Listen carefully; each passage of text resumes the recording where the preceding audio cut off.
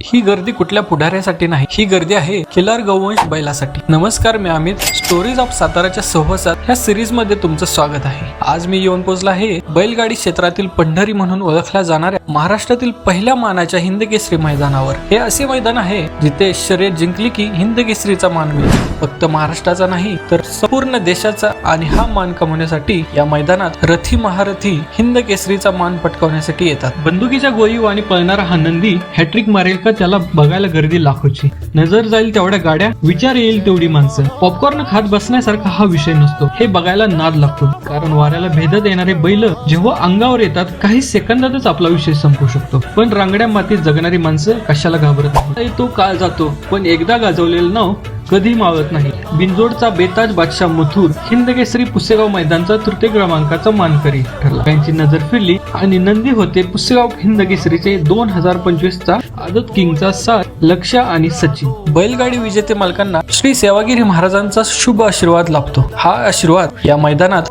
गाडी मालकांना वर्षभर गुलालात विजय मिळवण्यासाठी शुभ आशीर्वाद देतो।